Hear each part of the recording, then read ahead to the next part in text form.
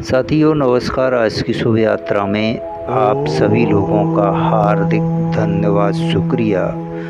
श्रीमद् भागवत गीता तत्व विवेचनी श्लोक 40 में कहते हैं कि कर्मयोग किसको कहते हैं। मित्रों, शास्त्र विहित उत्तम क्रिया का नाम कर्म है और समभाव का नाम योग। ममता, आसक्ति, काम, क्रोध और लोभ, मोह आदि रहित होकर जो समता पूर्वक अपने वर्ण, आश्रम, स्वभाव और परिस्थिति के अनुसार शास्त्र विहित कर्तव्य कर्मों का आचरण करना है, वही कर्मयोग है। मित्रों, इसी को समत्ति योग, बुद्धि योग, तदर्थ कर्म, मदथ कर्म और मत कर्म भी कहते हैं। मित्रों, कर्मयोग रूप धर्म का थोड़ा सा भी साधन महान भय से रक्षा कर लेता है।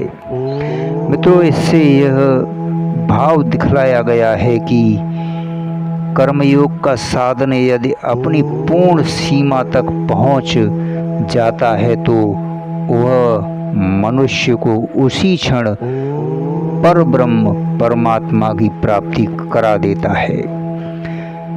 इसके पूर्ण साधन के महत्व का तो कहना ही क्या है, पर यदि मनुष्य इसका कुछ आंशिक साधन कर लेता है, अर्थात समत्व की अटल स्थिति न होकर यदि मनुष्य के द्वारा थोड़े से भी कर्तव्य कर्म का आचरण समभाव से हो जाता है और वह थोड़ा सा भी समभाव यदि अंत काल में स्थिर हो जाता है, तब तो उसी समय मनुष्य को निर्वाण ब्रह्म की प्राप्ति करा देता है।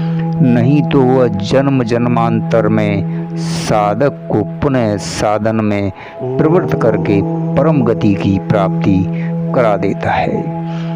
मित्रों, इस प्रकार यथा समय उसका अवश्य उद्धार करा देता है। सकाम भाव से हजारों वर्षों तक किए हुए बड़े से बड़े यज्ञ, दान, तप, तीर्थ सेवन और व्रत उपवास आदि कर्म भी मनुष्य का संसार से उद्धार नहीं करा सकते और समभाव से किए हुए शास्त्र विहित भिक्षाटन, युद्ध, कृषि, वाणिज्य, सेवा और सल्प आदि छोटे छोटे जीविका के कर्म भी भावपूर्ण होने पर क्षण मात्र में संसार से उद्धार कराने वाले बन जाते हैं, क्योंकि कल्याण साधन में कर्म की अपेक्षा भाव की ही प्रधानता है।